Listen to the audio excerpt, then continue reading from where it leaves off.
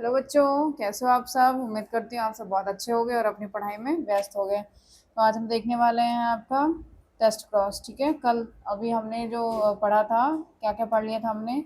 Monohybrid cross, dihybrid cross, trihybrid cross और reciprocal cross, back cross, genotype, phenotype, ये सारी चीज़ें हमने पढ़ ली हैं। ठीक है, आज हमें पढ़ना है टेस्ट क्रॉस क्या होता है।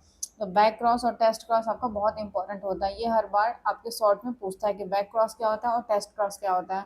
तो मैं आपको शॉर्ट में बता देती हूँ। जो बैक क्रॉस होता है, आपका जो F1 पीढ़ी होता है, जो F1 पीढ़ी में आपको मिलता है, उसी का क्रॉस आप अपने पेरेंट्स से वापस से कराते हो। बैक मतलब वापस से चले जाना, तो वापस से उसका क्रॉस कराना। ठीक है, जैसे आपने लिया था लंबा पौधा और बौना पौधा, तो और आपका क्या मिल गया था, कैपिटल टी और स्मॉल टी आपको F1 जनरेशन में मिल गया था।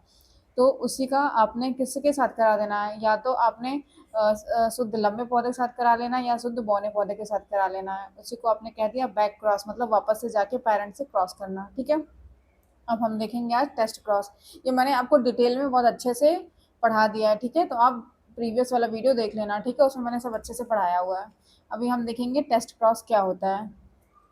ठीक है, अब देखो टेस्ट क्रॉस में क्या कह रहा है कि इससे विशिष्ट विपरीत संकरण भी कहते हैं या स्पेशलाइज्ड बैक क्रॉस भी कहते हैं किसी जीव का उसके अप्रभावी जनक से। ठीक है, मतलब अप्रभावी जनक होना चाहिए से संकरण परीक्षार्थ संकरण कहलाता है। इससे यह ज्ञात किया जाता है कि अज्ञात अनुवांशिक संरचना या जीन प्रारूप वाला जीव समयुग्मजीव होमोजाइगस है या हेट्रोजाइगस है। तो आप इससे यह ज्ञात करते हो बेटा, जब आप ये टेस्ट क्रॉस कराते हो तो इससे आपको यह ज्ञात होता है कि आपने जो संकरण कराया है उसकी अनुवांशिक संरचना कैसी है, वह होमोजाइगस है या हेट्रोजाइगस है। होमोजाइगस का मतलब क्या होता है बेटा, कि दोनों समान हो, कैपिटल टी हो या स्मॉल टी हो, या क्या हो, कैपिटल टी स्मॉल टी हो।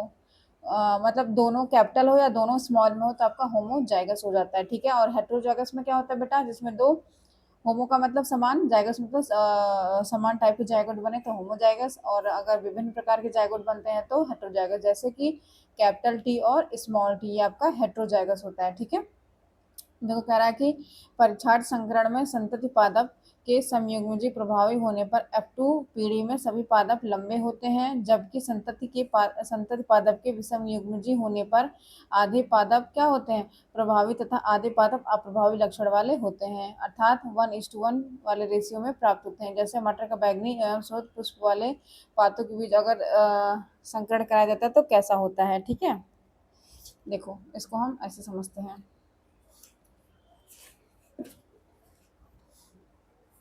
अब देखो क्या कह रहा है कि हमें टेस्ट क्रॉस कराना है। तो टेस्ट क्रॉस में क्या होगा आपका, सबसे पहले आपने लिया, यहाँ पे हमें किसके बीज कराना है, मटर का बैगनी पौधा लेना। तो ठीक है, मटर का हमने शुद्ध बैगनी ले लिया, ये मटर का बैगनी पौधा है। ठीक है, ये है बैगनी इसमें हम क्या लेंगे, दोनों कैपिटल में लेंगे, और इसमें हमने क्या लिया, हमारा दूसरा पौधा क्या था, वाइट था, तो हमने दोनों स्मॉल में डब्लू ले लिया। ये क्या है, हमारा श्वेत पुष्प है। ठीक है, अब इसका हमने क्या कराना है, क्रॉस कराना है। ठीक है, तो अब देखो क्रॉस कराएंगे तो कैसे बनेगा। आप आपको क्रॉस करना आता है या नहीं आता है, मैंने आपको अच्छे से समझा दिया क्रॉस कैसे करते हैं। देखो इसका हमने एक बार इसके साथ क्रॉस कराना है, फिर इसी का हमने इसके साथ क्रॉस कराना है। तो कैपिटल में डब्लू और ये स्मॉल डब्लू। ठीक है, अब ये कैपिटल और ये स्मॉल। ठीक है, ये कैपिटल और ये स्मॉल। अब इसका कैपिटल को उठाओ और इसके साथ कराओ, फिर एक बार इसके साथ कराओ। ठीक है, तो ये कैपिटल डब्ल्यू और ये स्मॉल डब्ल्यू, फिर कैपिटल डब्ल्यू और फिर ये स्मॉल डब्ल्यू। ठीक है, इतना समझ में आया आपको। बना क्या हमारा, देखो capital W small W, capital W small W, capital W small W, capital W और स्मॉल डब्ल्यू, ये हमारी F1 पीढ़ी थी। ठीक है, अब इसमें क्या हो रहा है, कैपिटल है सोमो पहलवान, मैंने आपको एग्जांपल से बताया था, सोमो पहलवान और हमारे मिंटू भैया। ठीक है, अब सोमो पहलवान किसी से भी फाइट करेगा तो क्या होगा, जाहिर सी बात है वही जीतेगा। तो यहाँ पे हमारे पहलवान साहब आ गए हैं, तो मतलब ये करेक्टर प्रभावी हो गया। ठीक है, तो इसमें सभी पौधे कैसे हो जाएंगे, ये लंबे हो जाएंगे, ये लंबे पौधे हो गए। अब हमें F1 जनरेशन मिल गया। ठीक है, ये पेरेंट था, ये पेरेंट जनरेशन है। ठीक है, PARENT पेरेंट या पी जनरेशन। ठीक है, और ये F1 जनरेशन है। अब क्या होगा, अब इसमें हमने इसी को उठाना है, F1 जनरेशन को उठाना है। अब इसमें से आप कोई सा भी ले लो। ठीक है, उसको हमने ले लिया। अब यहाँ पे तो सेम है, तो हमने कोई सा भी ले लिया, ये वाला, ये वाला, ये वाला, आप इसमें से कोई सा भी उठा लो, ठीक है। इसके बाद हमने क्रॉस कराना किसके साथ, जो अप्रभावी लक्षण होगा। टेस्ट क्रॉस में हमको अप्रभावी लक्षण के साथ क्रॉस कराना होता है। तो आपका अप्रभावी लक्षण कौन सा, ये है ना अप्रभावी लक्षण, तो आपने उठाया अप्रभावी लक्षण, ठीक। अब आपने क्रॉस कराना। अब देखो फिर से हम वही करेंगे, इसका इसके साथ कराएंगे, फिर इसको उठाएंगे और इसके साथ क्रॉस कराएंगे। तो हमने कैपिटल डब्ल्यू लिया, स्मॉल डब्ल्यू लिया, फिर हमने कैपिटल डब्ल्यू लिया और स्मॉल डब्ल्यू लिया, ठीक है। ये हमारा कैपिटल, ये हमारा स्मॉल। अब हमने स्मॉल डब्ल्यू को उठाना और उसके साथ क्रॉस कराना है, फिर हमने किया तो ये स्मॉल डब्ल्यू, ठीक है। फिर इसके साथ, फिर स्मॉल डब्ल्यू, फिर स्मॉल डब्ल्यू हो गया, ठीक है। तो हमने क्या देखा,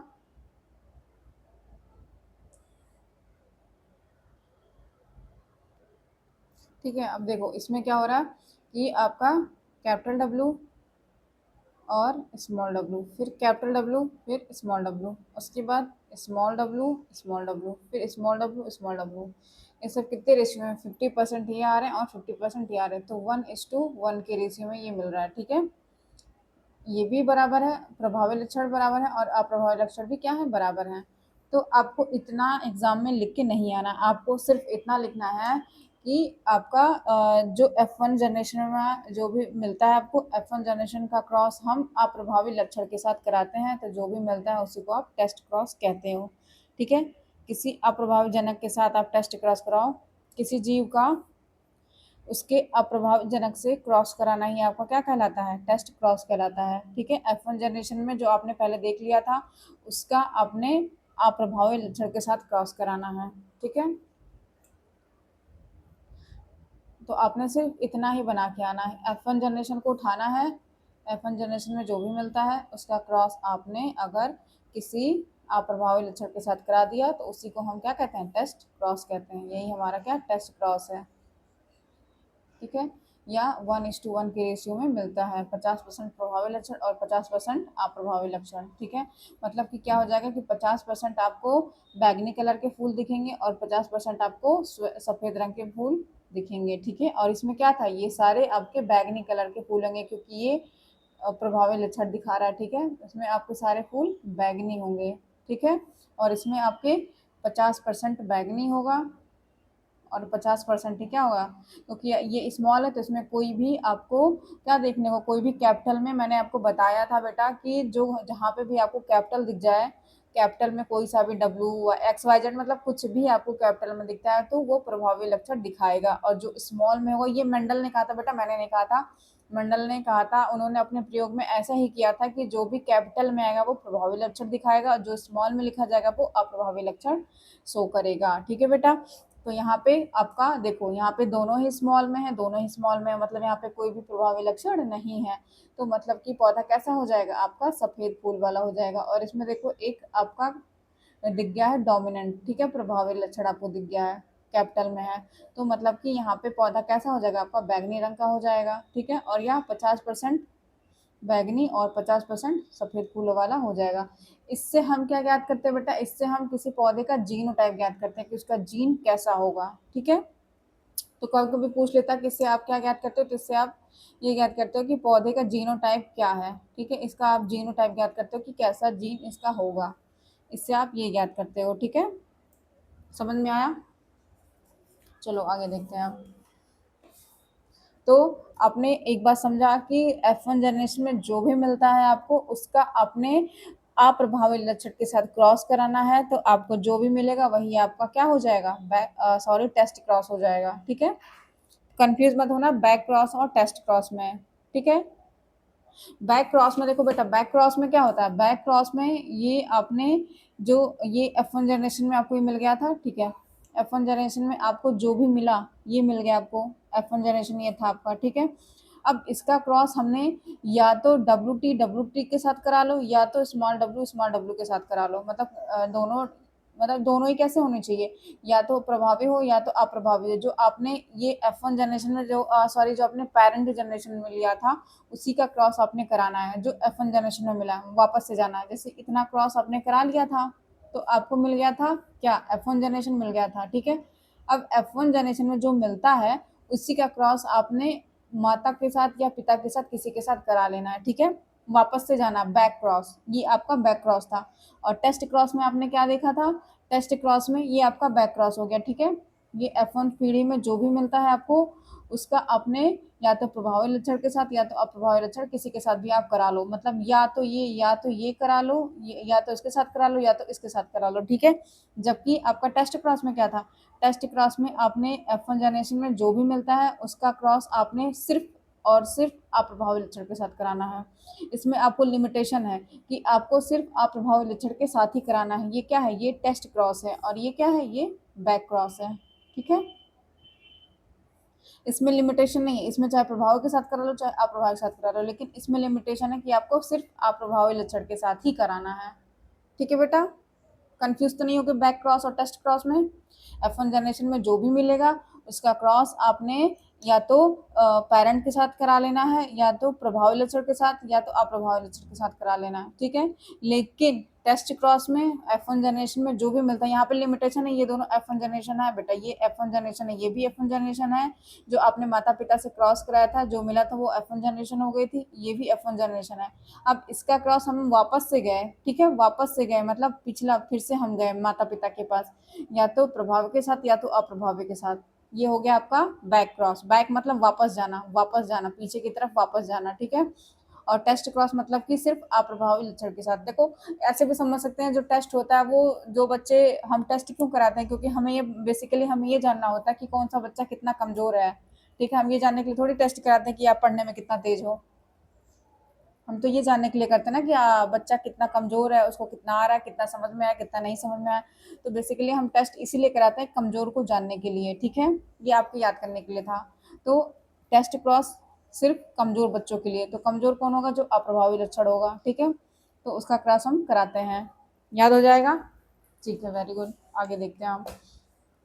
देखो अब हमारा क्या कह रहा है,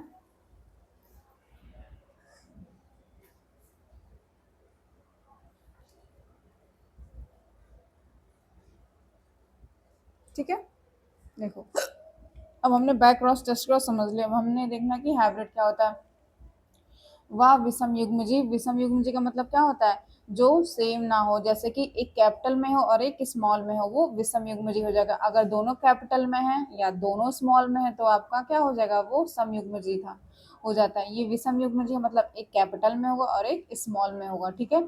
संतति जो दो जननिक रूप से भिन्न जनकों के मध्य संकरण से उत्पन्न होता है, ठीक है। तो जैसे आपने यहाँ पे देखा था, ये जो आपकी संतति थी ये कैसे थी, विषम युग्मजीव थी, ठीक है। यहाँ पे देखो ये क्या था, ये कैपिटल में है और ये स्मॉल में है, मतलब ये प्रभावी लक्षण अप्रभावी लक्षण, इनका जो संतान हुई, जो F1 पीढ़ी हुई, ये देखो ये कैसे विषम युग्मजीय है, मतलब एक कैपिटल में एक स्मॉल में है, ठीक है। और ये सब क्या है, ये सम युग्मजीय है, ये भी क्या है, सम युग्मजीय है, ठीक है। सम युग्मजीय में बेटा सम जो होमोजाइगस होते हैं, सम युग्मजीय, युग्मजीय मतलब क्या होता है कि दोनों समान हो, या तो दोनों कैपिटल में हो या दोनों स्मॉल में हो, ठीक है। और विषम युग्मजीय का मतलब क्या होता है, विषम मतलब कि एक कैपिटल में होगा तो दूसरा क्या होगा, स्मॉल में होगा। ये विषम मतलब अलग, सम मतलब सेम सेम, चाहे स्मॉल में हो चाहे कैपिटल में हो। तो आपने क्या देखा था कि जो अपने पेरेंट जनरेशन लिया था उसमें दोनों ही सेम सेम थे, ठीक है, दोनों कैसे होमोजाइगस थे या दोनों सम युग्मजीय थे। लेकिन जो F1 जनरेशन बनी वो आपकी विषम युग्मजीय होती है, तो उसी को आप कहते हैं संकर, ठीक है, हाइब्रिड कहते हैं। अब देखो F1 जनरेशन वही थी जो हमने जो माता पिता का क्रॉस कराया था, और जो पहली आपको पीढ़ी मिली थी उसको आपने क्या कह दिया, F1 जनरेशन कह दिया था, ठीक है। वह प्रथम संतति जो दो जननिक रूप से भिन्न दो जनकों के मध्य क्रॉस कराने पर उत्पन्न होता है, ठीक है। तो ये हमारा क्या था, ये हमारी क्या है, ये हमारी F1 पीढ़ी है। जो माता पिता, ये पेरेंट जनरेशन था और ये क्या F1 पीढ़ी है, इसी को हम कहते हैं F1 पीढ़ी, ठीक है। जो माता पिता के क्रॉस कराने के बाद जो पहला जनरेशन होता है उसी को हम F1 जनरेशन कहते हैं, ठीक है। अब इसी के बाद क्या हो जाएगा कि फिर वह द्वितीय संतति जो F1 संतति के जीवों के मध्य स्व संकरण से सेल्फिंग से उत्पन्न हो। तो आपने क्या कर देखा, जैसे देखा F1 पीढ़ी में ये मिल गया था आपको, तो जो F1 पीढ़ी में आपको मिल गया उसी का आपने सेल्फ क्रॉस कराना। मंडल ने कहा कि आपको सेल्फ क्रॉस कराना मतलब फिर से वापस से उसी से क्रॉस करा देना, तो ये क्या हो जाएगा, आपका F2 जनरेशन हो जाएगा, ठीक है। F1 जनरेशन ये था। अब इसी का आपस में क्रॉस कराना, सेल्फ क्रॉस कराना, इसी का आपने सेल्फ क्रॉस करा दिया, तो ये आपका F2 जनरेशन हो गया। ठीक, अब क्या कह रहा है, यूनिट फैक्टर। देखो, किसी जीव में किसी लक्षण के लिए उत्तरदायी कारकों को मेंडल ने कारक की संज्ञा दी थी। ठीक है, मेंडल ने जीन को जीन नहीं कहा था, उन्होंने उसको कारक कहा था, ये मैंने आपको पहले बता दिया। ठीक है, जिन्हें अब हम क्या कहते हैं, जीन कहते हैं। ठीक है, तो किसी जीव के किसी लक्षण के लिए उत्तरदायी कारकों को मेंडल ने कारक कहा था। ये पूछ सकता है कि मेंडल ने कारक किसको कहा था, तो आप बोलोगे जीन को कहा था, क्योंकि मेंडल के टाइम पे मेंडल ने जीन को जीन नहीं कहा था, उन्होंने कारक कहा था। ठीक है, जीन शब्द किसने दिया था, जॉनसन ने दिया था। उसके बाद से हम कारक ना कह के हमने जीन कहना शुरू कर दिया। ठीक है, तो कारक किसको कहा था, जीन को कहा था, जिन्हें हम क्या कहते हैं, अब जीन कहते हैं। तो जीन शब्द किसने दिया था, जॉनसन ने दिया था, जोहानसन ने। ठीक है, देखो अब अगला क्या हमारा, ये भी इंपॉर्टेंट है बेटा, ये भी बार बार आपके एग्जाम में पूछता है कि लिंकेज या सहलंगनता किसे कहते हैं। लिंक हो जाना किसी से कैसे कहते हैं, लिंक हो गया। ठीक है, देखो क्या कह रहा है कि जब दो या दो से अधिक जीन एक ही गुणसूत्र पर तथा एक दूसरे के पास पास स्थित होते हैं। ठीक है, एक ही क्रोमोसोम पर एक दूसरे के पास पास स्थित हों, तब वे स्वतंत्र अवयवन नहीं दर्शाते हैं, बल्कि साथ साथ वंशानुगत होते हैं, इसे सहलंगनता कहते हैं। देखो लिंकेज क्या होता है, एक ही क्रोमोसोम पर, ऐसे ये आपका क्या है, क्रोमोसोम है। ठीक है, इसी में पास पास उपस्थित होना। लिंक मतलब क्या, एक दूसरे से लिंक हो जाना कैसे कहते हैं, इसका इसके साथ लिंक है, इसका इसके साथ टाका बढ़ा हुआ है, तो पास पास, जब जिसका जिसके साथ टाका बढ़ेगा, लिंक होगा, वो तो दोनों पास पास ही रहेंगे ना, कि दूर दूर चले जाएंगे दूर चले जाएंगे तो ब्रेकअप नहीं हो जाएगा, इसलिए क्या होना चाहिए, पास पास होना चाहिए, लिंक बना के रखना चाहिए। ठीक है, तो उसी को आप कहते हो लिंकेज, ये एक ही क्रोमोसोम पर पास पास स्थित होना। ठीक है, और ये क्या होंगे, ये हर पीढ़ी में ऐसे, अगर ये F1 जनरेशन में ऐसा है तो ये F2 जनरेशन में भी ऐसे जाएगा, ये वंशानुगत होगा। ठीक है, दोनों दोनों जहाँ जाएंगे साथ साथ जाएंगे, मतलब 7 जन्मों का इनका हो गया मिलन, कि अब हम 7 जन्मों तक अकेले नहीं रहेंगे। ठीक है, उसी को आप कहते हो लिंकेज। ठीक है बेटा, अब आपको देखना पुनेट स्क्वायर क्या होता है। यह एक चक्कर बोर्ड है जो दो जीवों के बीच संकर के परिणाम को प्रदर्शित करता है। इसकी सहायता से जनकों में युग्मकों के उत्पादक एवं F1 F2 पीढ़ी में संभावित युग्मनज के निर्माण के अध्ययन में सहायता मिलती है। इसका विचार विश्वविद्यालय कैम्ब्रिज विश्वविद्यालय के अनुवांशिक शोधकर्ता रेजिनाल्ड सी पुनेट ने कब किया था, 1927 में किया था, द्वारा दिया गया था। यह निषेचन की क्रिया की रैंडम युग्मक संलयन में संभावित संयोजनों पॉसिबल कॉम्बिनेशन को दर्शाने की एक विधि है। ठीक है, इस ग्रिड जैसी संरचना के आधार पर युग्मक के संभावित संयोजनों की सूची बनाते समय होने वाली त्रुटियों को कम किया जा सकता है।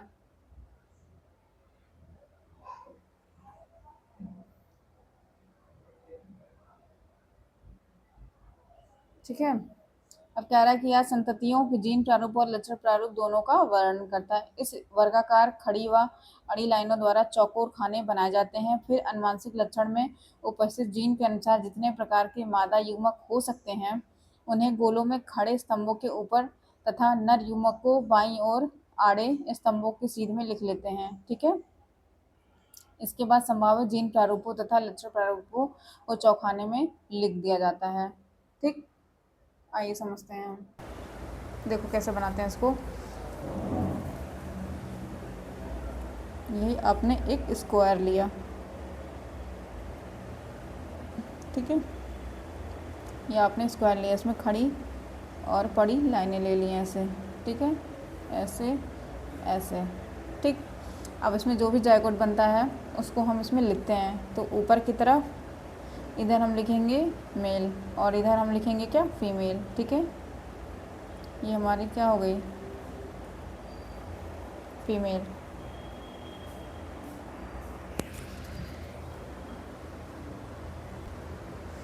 इसमें क्या होता है बेटा, रूल होता है कि जैसे फीमेल को इधर लिखते हैं और मेल को इधर लिखते हैं। ठीक है, तो मेल हमेशा ऊपर होता है, इसलिए मेल को ऊपर लिखते हैं। मतलब ऐसा आपको याद करने के लिए कि मेल ऊपर की तरफ होता है, तो जब हम स्क्वायर बनाते हैं ऐसे पुनेट स्क्वायर, तो जो भी आपके मेल के गैमेट बनते हैं उसको हम इधर लिखते हैं। ठीक है, और जो फीमेल के गैमेट बनते हैं उसको हम इधर लिखते हैं। ठीक है, इस साइड में हम लिखते हैं फीमेल गैमेट को और इधर लिखते हैं मेल गैमेट को और इधर फीमेल गैमेट को। ठीक है, उसके बाद हम क्या करते हैं, क्रॉस कराते हैं इसका, जैसे इसका क्रॉस कराया हमने इसके साथ, फिर इसके साथ जब मैं अभी आपको मेंडल का नियम पढ़ाऊँगी तो मैं आपको डिटेल में बताऊँगी, ठीक है, कैसे कैसे हम गैमेट का क्रॉस कराते हैं। अभी आप समझो कि इसी को हम कहते हैं पुनेट स्क्वायर, इसी को पुनेट स्क्वायर कहते हैं, ठीक है। तो मेल को आपने इधर रखना है और फीमेल को इधर रखना है, ठीक है। उसके बाद जो हम क्रॉस कराते हैं उसी को हम पुनेट स्क्वायर कहते हैं। ये हमारा पुनेट स्क्वायर या चक्कर बोर्ड होता है, इसको पुनेट स्क्वायर या चक्कर बोर्ड आप कहते हो। इसको किस वैज्ञानिक ने खोजा था? सी पुनेट ने खोजा था। इन्हीं के नाम पे हम इसको पुनेट स्क्वायर कहते हैं। इसमें बेटा आपको जीनोटाइप और फिनोटाइप दोनों टाइप के लक्षण देखने को मिल जाते हैं, ठीक है। उसका जीनोटाइप कैसा है और उसका फिनोटाइप कैसा है, ठीक है। अब जीनोटाइप फिनोटाइप बेटा ये मत कहना कि मैंने बताया नहीं था। अगर आपको नहीं समझ में आ रहा जीनोटाइप फिनोटाइप क्या होता है तो आप प्रीवियस देखो, मैंने अच्छे से जीनोटाइप फिनोटाइप को क्लियर किया हुआ है, ठीक है। अब आगे चलते हैं। देखो सिंबल ऑफ जेनेटिक्स, अब जेनेटिक्स के सिंबल भी देख लो क्या क्या यूज होते हैं, ठीक है। अब देखो कह रहा है कि मेंडल ने जनकी पीढ़ी के लिए P1, ठीक है, जनकी पीढ़ी थी जो हमने सबसे पहले लिया था उसको हमने P1 कहा। बाद की पीढ़ियों के लिए F1, F2 एवं F3 आदि संकेताक्षरों का प्रयोग किया गया था। इसी प्रकार इन्होंने विभिन्न लक्षणों के प्रबल रूपों को अंग्रेजी नाम के बड़े, देखो जो हम प्रबल देखेंगे वो अंग्रेजी नाम के बड़े कैपिटल अक्षर से, तथा जो अप्रभावी या सुप्त लक्षण को अंग्रेजी नाम के छोटे स्मॉल अक्षरों से इंगित किया जाता है। जैसे उदाहरण के लिए देखो, जैसे लंबे पौधे के लिए व बौने पौधे के लक्षणों को कारकों के लिए क्रमशः कैपिटल टी और स्मॉल टी, मतलब ये लंबा है और ये क्या है, स्मॉल है, ठीक है, प्रयोग किया गया। आधुनिक पद्धतियों में P1 के स्थान पर आप P का प्रयोग करते हैं तथा T एवं T के स्थान पर D व स्मॉल d का प्रयोग होता है। समझ में आया? देखो ये क्या था, आपका पेरेंट जनरेशन था। जो हमने पहले बैगनी और सफ़ेद फूल लिया था ये आपका पेरेंट जनरेशन है। उसके बाद जो हमने क्रॉस कराया जो हमको मिला ये F1 पीढ़ी हो गई, ठीक है। F1 पीढ़ी के बाद फिर हमने क्या करा था, उसी के साथ सेल्फ क्रॉस करा लिया था, ठीक है, ये आपका सेल्फ क्रॉस था। उसके बाद जो हमको मिला वो F2 पीढ़ी थी। फिर इसी के साथ क्रॉस करा लेंगे तो वो F3 पीढ़ी हो जाएगी, ठीक है। तो मेंडल ने इन सब का प्रयोग किया था। और एक चीज़ मेंडल ने क्या बताया, जो कैपिटल में होगा, जैसे जो कैपिटल में होगा वो प्रभावी, ठीक, और जो स्मॉल में होगा वो अप्रभावी। जैसे मेंडल ने क्या लिया था, कैपिटल टी लिया था, ये प्रभावी, स्मॉल टी लिया अप्रभावी, और कैपिटल आर लिया ये प्रभावी, स्मॉल आर लिया तो अप्रभावी। मतलब अंग्रेजी वर्णमाला का कोई भी अक्षर अगर कैपिटल में है तो प्रभावी लक्षण दिखाएगा। अगर वो जैसे बोर्ड में आपको कंफ्यूज करने के लिए दे सकता है, जैसे हम यहाँ पे तो सिर्फ टी या आर या डब्ल्यू पढ़ रहे हैं तो वहाँ पे आपको कुछ भी XYZ दे सकता है, मतलब ए से लेकर जेड तक का कुछ भी दे सकता है आपको, और पूछ लेगा कि प्रभावी लक्षण है अप्रभावी लक्षण है। तो अगर आपको वहाँ पे एक भी कैपिटल अक्षर दिख जाता है तो मतलब वो प्रभावी लक्षण है। अगर स्मॉल दिखता है तो मतलब अगर दोनों ही स्मॉल होंगे बेटा तभी प्रभावी अप्रभावी लक्षण होगा। अगर एक भी कैपिटल दिख जाता है तो वहाँ पे वो प्रभावी लक्षण ही शो करेगा, ठीक है बेटा, इतना समझ में आया। F1 F2 जनरेशन क्या होती है, F3 जनरेशन क्या होती है, और आपका बैक क्रॉस टेस्ट क्रॉस, ये सारी चीज़ें क्लियर हो गई। अब हम कल से मेंडल के नियम पढ़ेंगे, ठीक है। या तो इतना देख ही लो मेंडलवाद क्या होता है। ग्रेगर जॉन मेंडल ने कब खोजा था, 1822 से 1884 में प्रथम अनुवांशिक जेनेटिक्स थे, ठीक है। ये पहले जेनेटिक्स वाद थे या अनुवांशिकी विद थे, ठीक है। इन्होंने अनुवांशिकी के जनक के रूप में जाना जाता है। फादर ऑफ जेनेटिक्स, ये पूछता है कि बेटा कौन है फादर ऑफ मॉडर्न जेनेटिक्स या फादर ऑफ जेनेटिक्स, आपके ग्रेगर जॉन मेंडल है बेटा, ये अपने दिमाग में बैठा लेना। Father of genetics Mendel, father of genetics Mendel, ठीक। मेंडल ने 19वीं सदी के मध्य में 7 वर्षों तक उद्यान मटर पर संकरण के प्रयोग किए। हर बार पूछता कि किस पे किया था, उद्यान मटर पे, जंगली मटर पे, किस पे किया था, तो आप बोलोगे उद्यान मटर पे किया था। उन्होंने अपनी खोज उद्यान मटर पे किया था, ठीक है। पाइसम सटाइवम इसका बॉटनिकल नेम होता है। तो मटर का बॉटनिकल नेम आपको क्या याद करना है, पाइसम सटाइवम, ठीक है। और कितने वर्षों तक किया था, 7 वर्ष तक, ये याद कर लेना। कितने वर्षों तक किया था, 7 वर्षों तक किया था, और 7 ही नियम दिए थे, ठीक है। साथ ही कंट्रास्टिंग कैरेक्टर का अध्ययन किया था, ठीक है। नियम नहीं, मतलब 7 कंट्रास्टिंग कैरेक्टर इन्होंने चूज़ किया था जिसपे इन्होंने क्रॉस कराया था, ठीक है। तो 7 वर्षों तक खोजा था और 7 कंट्रास्टिंग कैरेक्टर इन्होंने जिसका अध्ययन किया था, ठीक है। किस पे किया था, पाइसम सटाइवम नामक पौधे पे किया था। अतः परिणामों के आधार पर इन्होंने वंशागति के मूल नियम बनाकर आनुवंशिकी की नींव डाली। तो उन्होंने इसे खोजने के बाद वंशागति का नियम बनाया था। मेंडल ने अपने संकरण प्रयोग से पहले एकाकी आनुवंशिक लक्षणों की तुलनात्मक विभिन्नताओं एवं वंशागति पर कई पीढ़ियों तक अध्ययन किया और सही आंकड़े एकत्रित किया। मतलब ये एक लक्षण को ज्ञात करने के लिए उन्होंने क्या किया, 2 बार 3 बार क्रॉस कराया कि वही आ रहा है या बार बार चेंज हो रहा है। तो जब देखा कि हाँ वही चीज़ें बार बार आ रही हैं, तब उन्होंने उसको अपनी कॉपी में नोट किया और बताया कि हाँ ये नियम होता है। ठीक है, उसके सही आंकड़े एकत्र किए। अब देखते हैं मेंडल का जन्म कहाँ हुआ था। ऑस्ट्रिया के ब्रून शहर के छोटे से सिलिसिया में 22 जुलाई 1822 को हुआ था। अब माध्यमिक शिक्षा लेने के बाद सन 1847 में ब्रून शहर के एक चर्च में पादरी नियुक्त हो गए थे। मेंडल ने वहीं अपने संकरण प्रयोगों के लिए उद्यान मटर को चुना और उसके साथ विपर्यासी लक्षणों या कंट्रास्टिंग ट्रेट का अध्ययन किया था। ठीक है, जब ये पादरी बन गए थे 1847 में ब्रून शहर के चर्च में पादरी नियुक्त हो गए थे, तो इन्होंने वहाँ पे जो वहाँ का गार्डन था उसका यूज किया। वहाँ पे उद्यान मटर का स्पेशली उद्यान मटर, क्योंकि मटर भी बेटा बहुत तरीके के आते हैं, तो आपने उद्यान मटर याद रखना है। तो उद्यान मटर को लिया और उसी पे इन्होंने अध्ययन किया, उसके साथ कंट्रास्टिंग ट्रेट का अध्ययन किया। ठीक है, अब ये ट्रेट क्या होता है ये हम कल पढ़ेंगे। ठीक है बेटा।